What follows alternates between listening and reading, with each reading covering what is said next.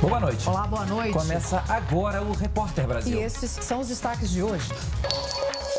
Em Brasília, a CPI da pandemia conclui os trabalhos, apresenta o relatório final e indicia 2 empresas e 66 pessoas. Entre elas, o presidente da República, ministros, ex-ministros e parlamentares. Pouco depois, no Ceará, o presidente Jair Bolsonaro reagiu ao conteúdo do relatório produzido pelos senadores da comissão.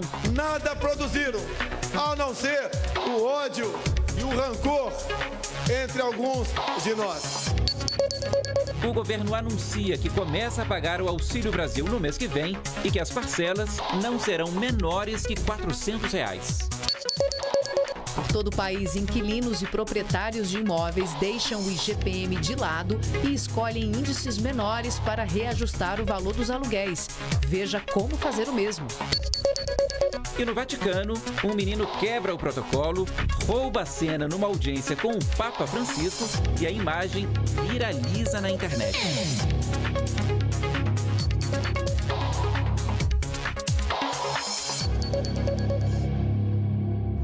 A CPI da pandemia apresentou hoje o relatório final. Depois de 6 meses de trabalho, a comissão pediu o indiciamento de 2 empresas e de 66 pessoas. Entre essas pessoas estão o presidente da República, ministros, ex-ministros e parlamentares.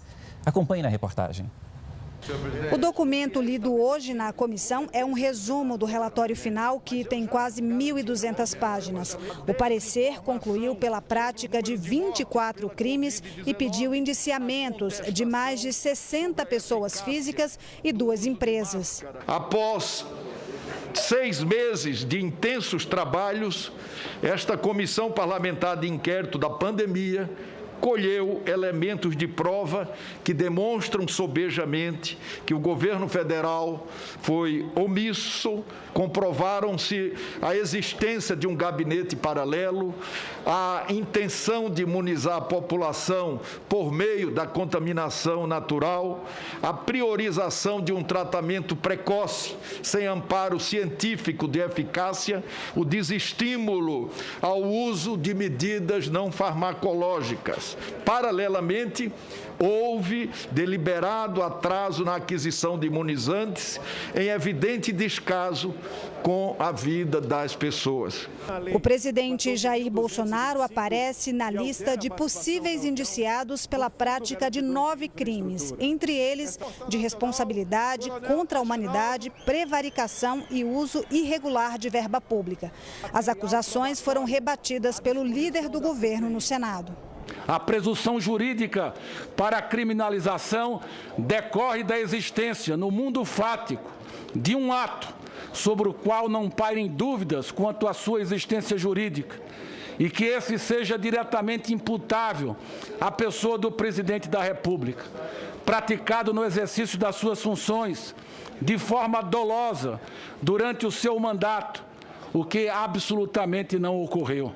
Também aparecem na lista de denunciados ministros, ex-ministros e parlamentares. O texto pede ainda a investigação da Precisa Medicamentos, suspeita de irregularidade no contrato de compra da vacina indiana Covaxin e da VTC-Log, empresa responsável pela logística das vacinas e insumos contra a Covid. E, além delas, sugere o indiciamento de 11 pessoas ligadas à operadora de saúde Prevent Senior, acusada de incentivar o tratamento precoce com o chamado kit Covid. O próximo passo da CPI é votar na semana que vem esse relatório do senador Renan Calheiros. A aprovação depende do apoio da maioria dos integrantes da comissão. O colegiado, no entanto, não tem poder para indiciar os acusados. Por isso, o documento deverá ser encaminhado aos órgãos competentes, como o Ministério Público Federal e dos estados, para o início das investigações. O presidente Jair Bolsonaro comentou a leitura do relatório do Ceará, onde anunciou o edital para construir um outro trecho da transposição do Rio São Francisco. O presidente criticou os trabalhos da CPI e afirmou que é inocente. Veja aí. Como seria bom se aquela CPI tivesse fazendo algo de produtivo para o nosso Brasil. Tomar o tempo de nosso ministro da Saúde, de servidores, de pessoas humildes e de empresários. Nada produziram, a não ser o ódio e o rancor entre alguns de nós. Mas nós sabemos que não temos culpa de absolutamente nada. Você pode ter acesso aos detalhes e a cobertura completa sobre o relatório final da CPI da pandemia na página da Agência Brasil. O endereço aparece aí na sua tela. A cidade mais populosa do país chegou a 90% da população adulta completamente vacinada contra a Covid. E a gente vai até lá agora conversar ao vivo com o repórter Pablo Mudim, que traz mais informações para a gente. Oi, Pablo, boa noite. Olá, Catiúcia, Paulo, boa noite a todos. São mais de 8 milhões de adultos vacinados aqui na capital paulista com 2 doses ou dose única. 9 em cada 10 paulistanos com esquema vacinal completo. Além disso, mais de 850 mil adolescentes já tomaram pelo menos a primeira dose. Com a população imunizada, o número de pacientes internados pela doença está caindo em todo o estado. Levantamento do Sindicato dos Hospitais, Clínicas e Laboratórios Privados de São Paulo mostram que 80% dos leitos de UTI para a Covid estão vazios. A ocupação de leitos de enfermaria também caiu de quase 26% em setembro para 14,7% neste mês.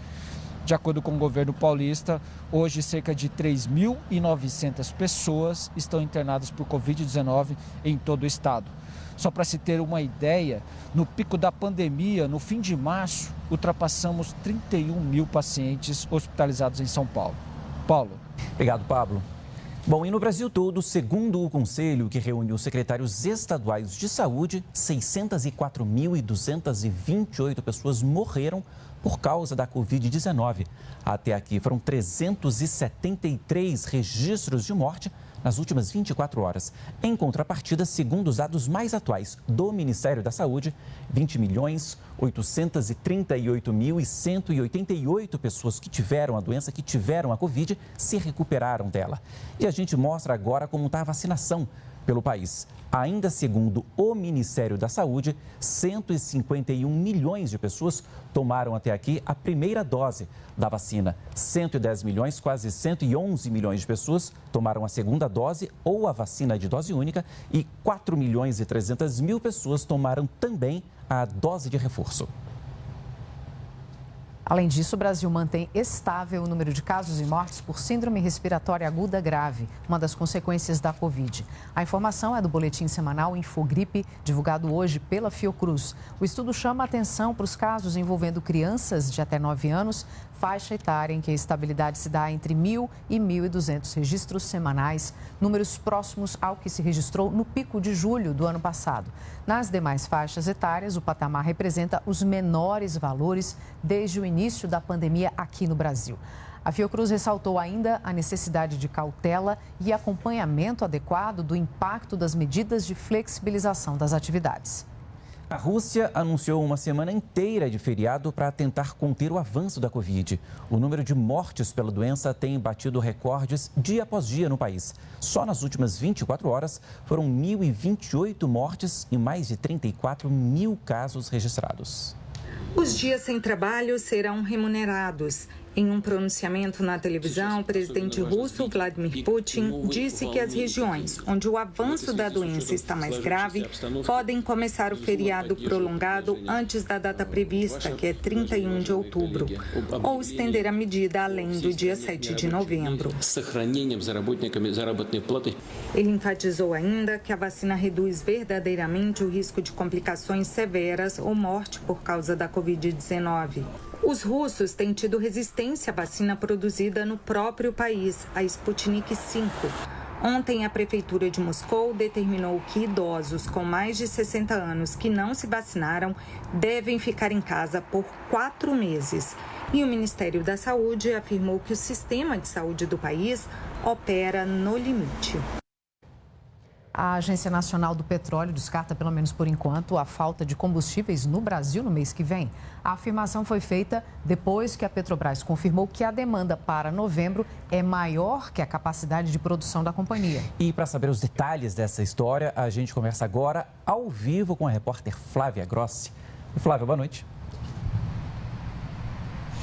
Olá, Paulo, Catiúcia, boa noite para vocês e para todos. Olha, o mercado está agitado desde ontem, quando a Petrobras anunciou que não terá como atender todos os pedidos de fornecimento de combustível para o mês de novembro.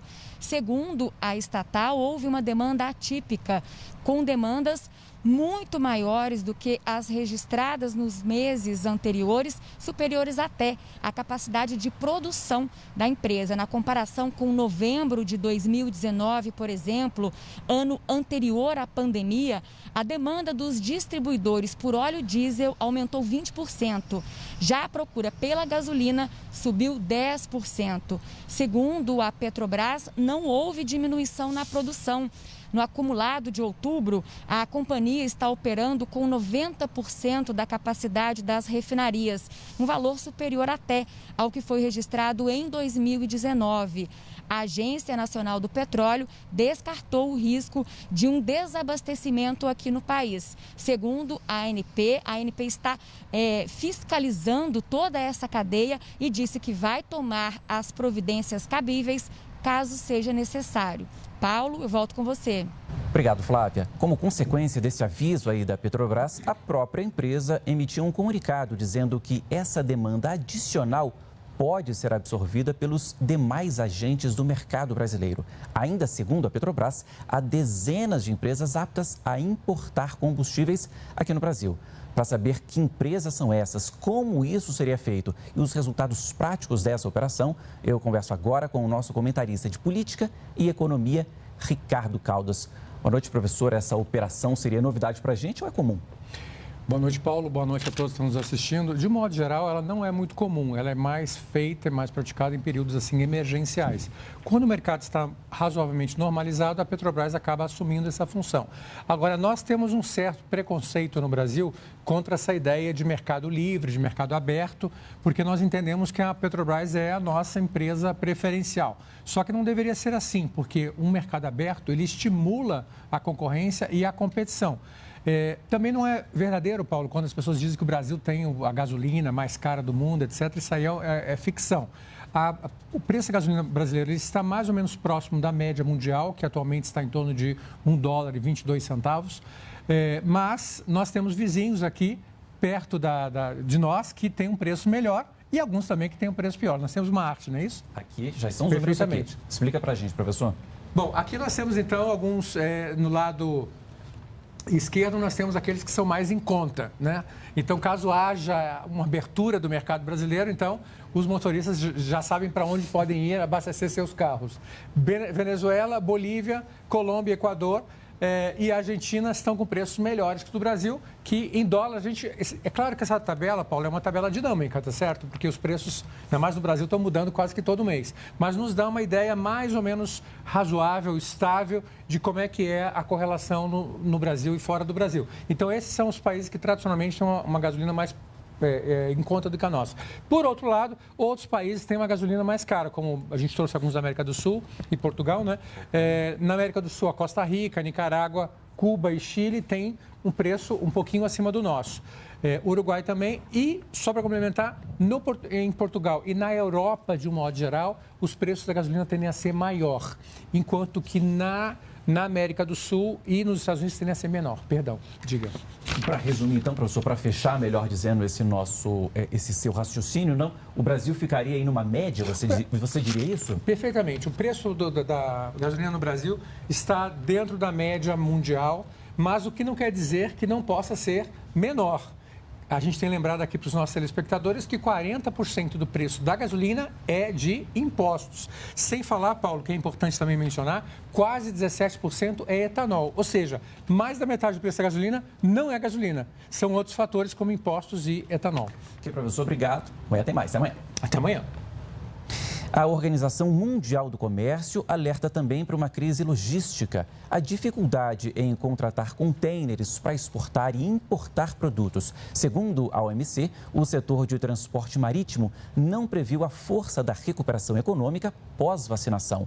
E o aumento da demanda traz um grande problema. Os fretes internacionais estão mais caros. Só no primeiro semestre deste ano, cerca de 1,5 milhão de contêineres passaram pelo Porto de Santos, o maior do país. Outros terminais brasileiros também registraram alta. Em média, quase 14% em comparação a 2019, último ano antes da pandemia. Mas quem exporta ou importa mercadorias para o país está lidando com a falta de contêineres e com a alta no preço do frete. Uma pesquisa da Confederação Nacional da Indústria, feita com 128 empresas brasileiras, aponta que a crise já afeta mais de 70% dos negócios. O mercado norte-americano, o mercado europeu, eles estão demandando vários produtos para serem consumidos, principalmente nesse momento de proximidade de festas do final de ano, e isso faz com que falte equipamentos, navios e contêineres em todo o planeta. E não é diferente no mercado brasileiro. Além da alta demanda em grandes portos, como asiáticos e norte-americanos, outros fatores também tiveram impacto nesse mercado. Ficou muito produto lá parado para exportações, né, ou no nosso caso aqui importações, pendentes de chegar. Aí, quando começou a liberar, começaram a chegar vários navios ao mesmo tempo. A escassez de mão de obra, a mudança de perfil do consumo, né? Que antes a gente consumia mais serviço, passou a consumir mais produtos. O problema no canal de Suez e, posteriormente, a segunda onda na China, isso fez com que realmente tudo aquilo que a gente planejava, né, em termos logísticos, para atendimento, de uma certa forma, fosse severamente impactado. Na empresa do Mário, a dificuldade de conseguir fretes e os altos custos fizeram com que as exportações caíssem 65%. A partir de março, abril, por aí, os preços de frete começaram a subir e de julho para cá, no segundo semestre, aí estouraram os preços e realmente ficou impraticável você fazer vendas no mercado internacional. Nós tínhamos no ano passado aí 600 contêineres exportados e esse ano a gente acredita que deve fechar aí 200, 250. Esse descompasso impacta no bolso do consumidor aqui no Brasil. Algumas empresas que chegaram a migrar para o modal aeroviário para conseguir viabilizar determinadas operações de carga. Isso pressiona muito as margens de lucro das empresas que produzem e acaba tendo um impacto muito direto na inflação para os consumidores e na inflação para as empresas que dependem de insumos produtivos. Esse contexto de desarranjo no mercado só vai se resolver a partir do primeiro trimestre do ano que vem. Talvez em um primeiro momento solucionando um pouco da falta de equipamentos e contêineres para depois os fretes começarem a cair. Então é um contexto ainda de bastante dor de cabeça para quem produz no Brasil e exporta e importa. Daqui a pouco você vai ver. O governo federal anuncia que começa a pagar o Auxílio Brasil em novembro e que as parcelas não serão menores do que R$ 400. Os detalhes depois do intervalo.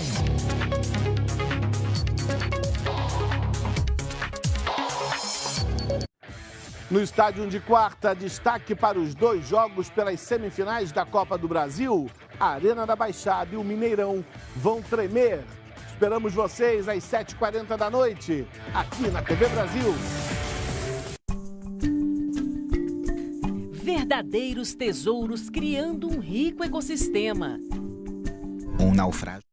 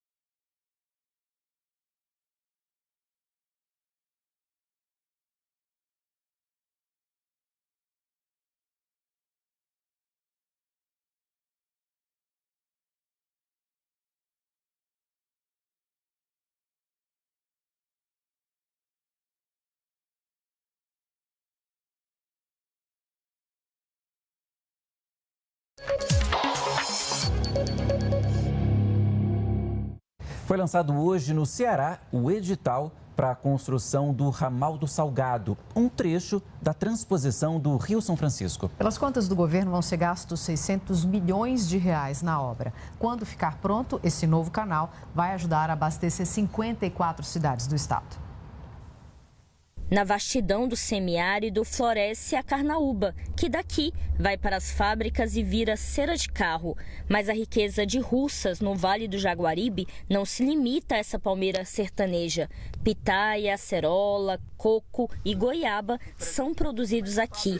Essa fartura só é possível com água. A nossa região, ela não é boa de água subterrânea, então a água tem que chegar por canal. A gente até muitas vezes diz que a água não chega só através de chuva, a água também chega através dos canais. A água do açude Banabuiú chega no perímetro irrigado Tabuleiro de Russas por esses canais. A área irrigada é a maior do estado, com um total de 14 mil hectares, divididos entre área de reserva ambiental e 628 unidades de produção, que trabalham principalmente com as frutas, muitas delas para exportação. Para que essa produção continue, é preciso investir em segurança hídrica, com obras que garantam que a água continue chegando aqui, nas áreas irrigadas.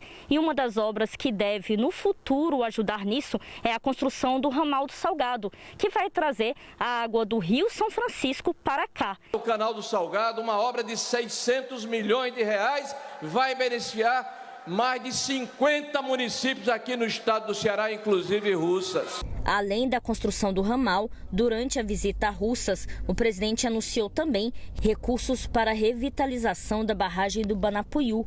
As obras serão feitas pelo Departamento Nacional de Obras Contra Secas, DENOX, e devem beneficiar cerca de 20 mil pessoas. Nos próximos meses, concluiremos toda a transposição do São Francisco. Toda a transposição. Além de concluí-la, estamos investindo nas nascentes do São Francisco.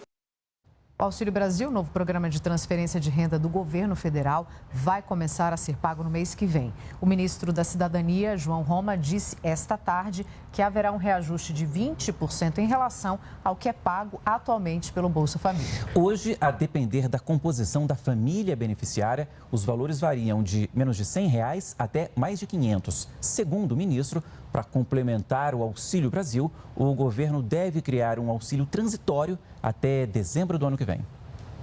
Estamos estruturando um benefício transitório que funcionaria até dezembro do próximo ano, e esse benefício transitório teria por finalidade equalizar o pagamento desses benefícios para que nenhuma dessas famílias beneficiárias recebam menos de R$400.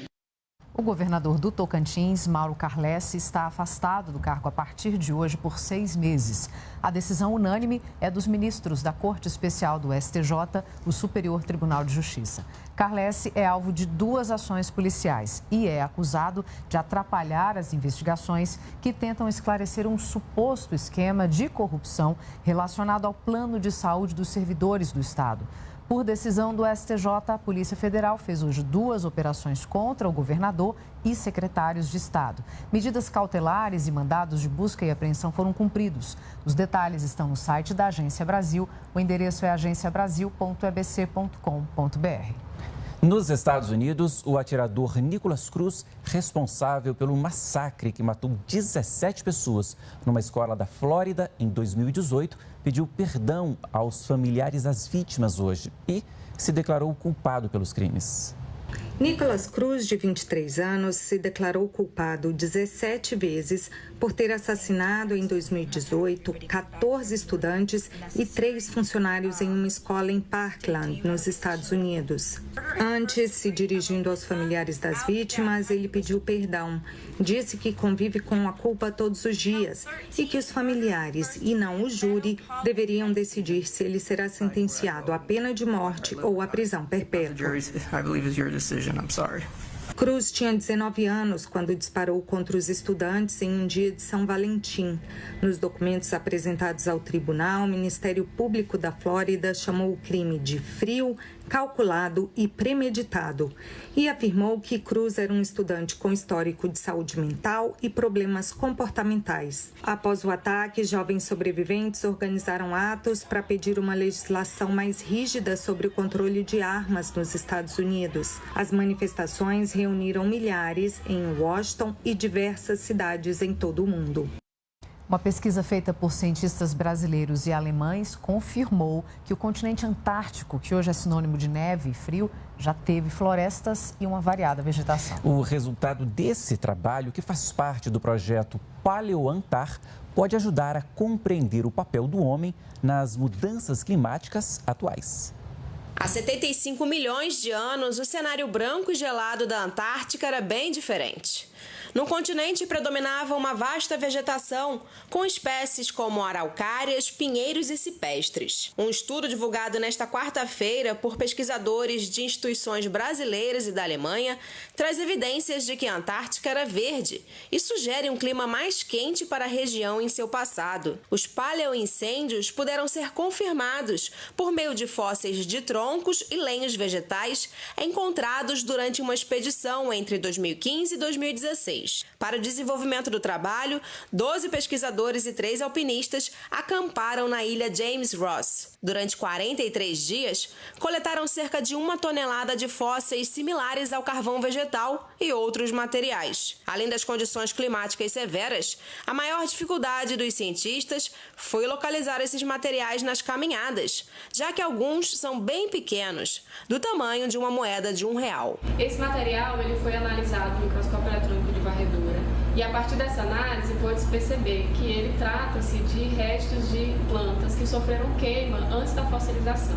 Isso confirma as nossas suspeitas de que naquela região, assim como no mundo inteiro, ocorria incêndios vegetacionais e muito provavelmente por conta das altas temperaturas. Naquele momento, a origem e as fontes de ignição eram, digamos, naturais, né? Ou vulcanismo, ou raios, né? Ou a própria combustão espontânea. E hoje a gente tem o fator antrópico. Então, esses estudos de tempo profundo, né? Eles são interessantes justamente para estabelecer paralelos com a realidade atual e tentar avaliar efetivamente qual é a influência do homem nesse processo. Para da previsão do tempo, Lara, boa noite. Qual é o destaque para amanhã? Boa noite, Catiúcia. Boa noite a todos. O principal destaque continua sendo a chuva. Amanhã tem previsão para toda essa área aqui, destacada em verde e azul também no mapa, que inclui todo o centro-norte do país e chove também no litoral, chegando até a região sul. Mas é nessa área em azul aqui, que inclui Roraima, Amazonas e Acre, que a chuva vai vir mais forte, volumosa e acompanhada de vendaval. A região está, inclusive, sob alerta laranja por causa dos riscos de alagamentos.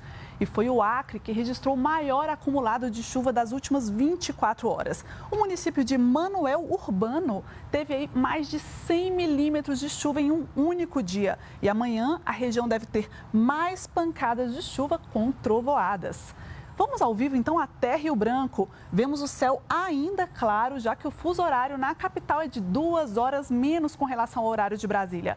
Em Rio Branco, apesar das poucas nuvens, tem previsão de chuva isolada esta noite. E a chuva deve ficar pelo menos até o domingo. A temperatura máxima deve se manter em 34 graus durante toda a semana.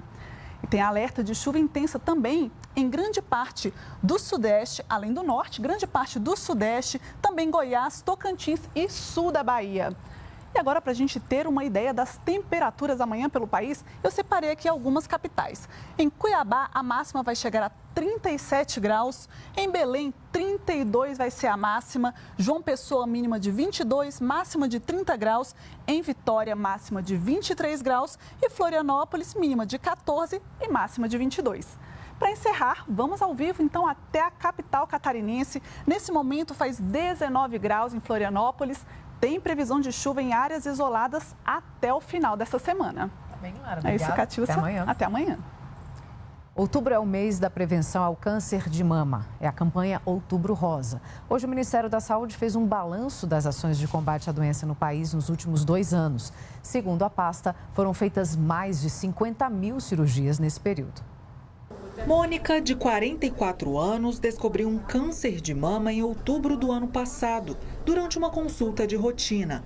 Ela fez quimioterapia e espera uma cirurgia de retirada da mama em um hospital de Brasília.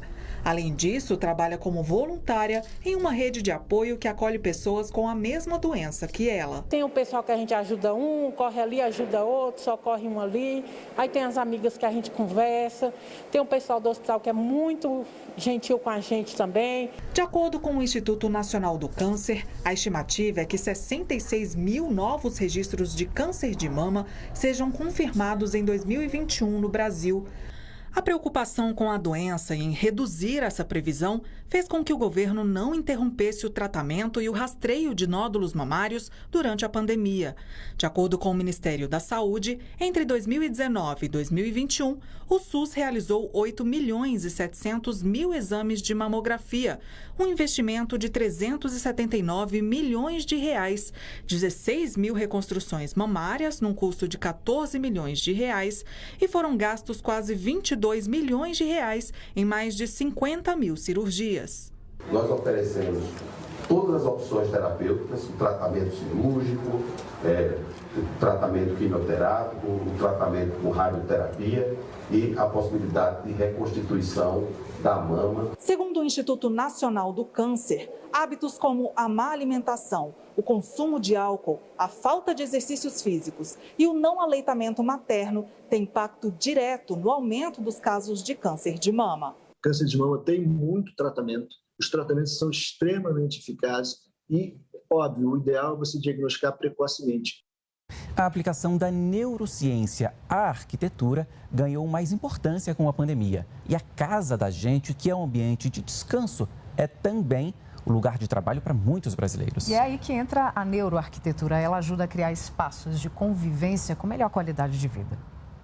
Horizonte amplo e andares conectados por rampas que incentivam as pessoas a caminharem são exemplos de características valorizadas pela neuroarquitetura, o estudo da neurociência aplicado à arquitetura, que considera impactos do ambiente na qualidade de vida em curto e longo prazo.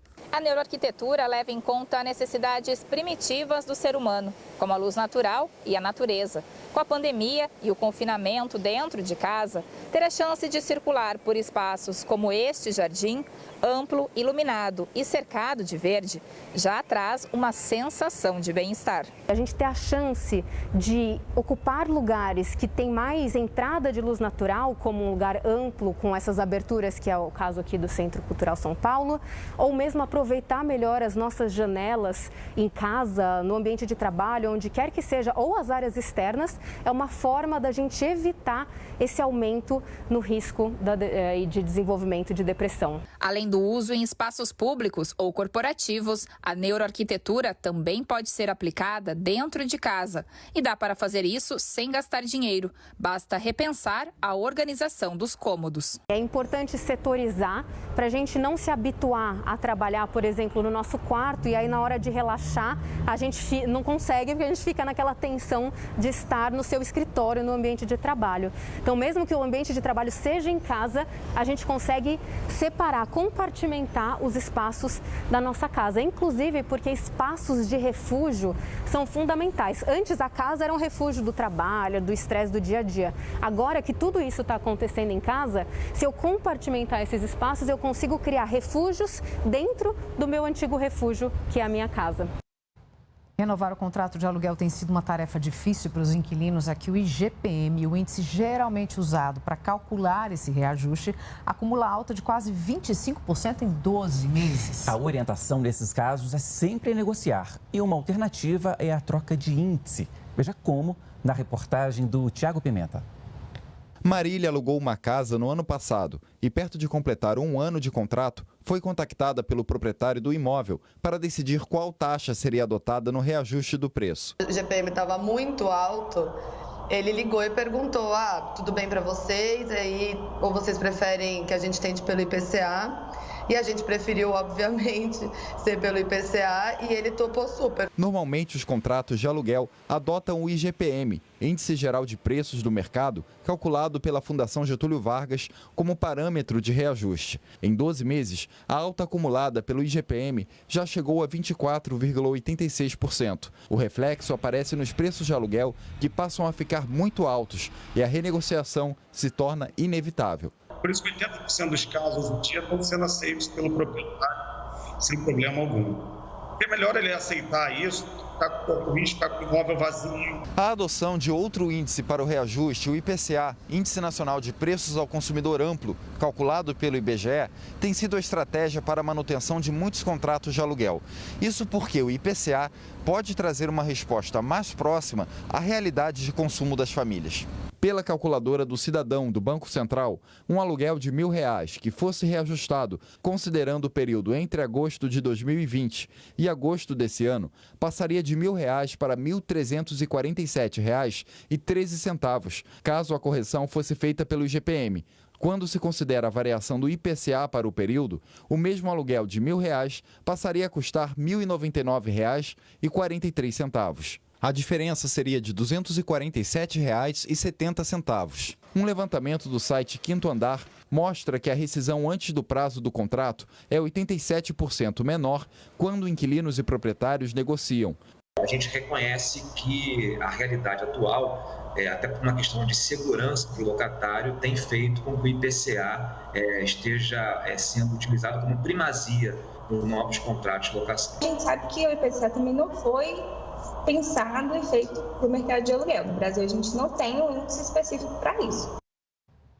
Começou hoje em São Paulo a venda online dos ingressos para o carnaval do ano que vem. Os desfiles das escolas de samba estão previstos para o fim de fevereiro. Os valores variam por setor, modalidade e dia. O mais barato para ver os desfiles do grupo especial custa R$ 90.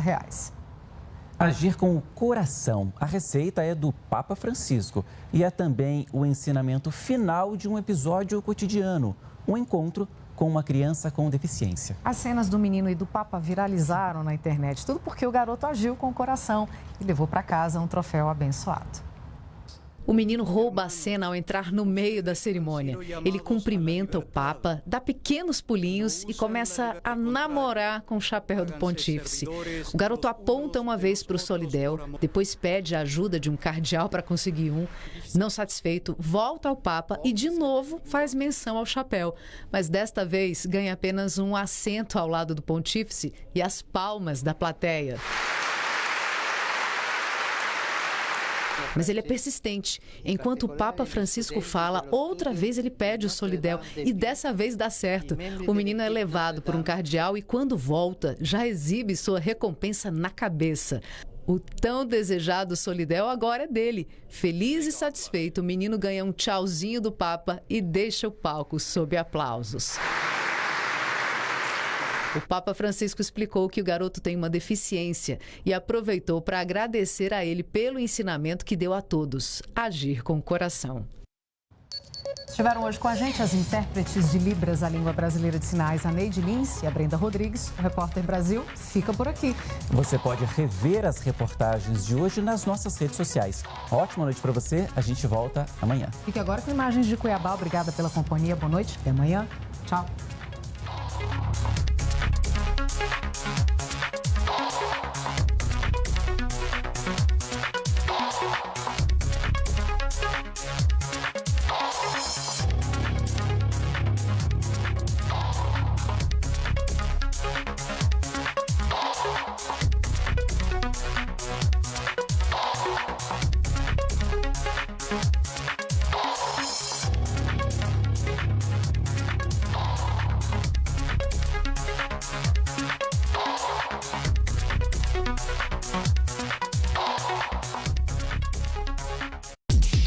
Thank you.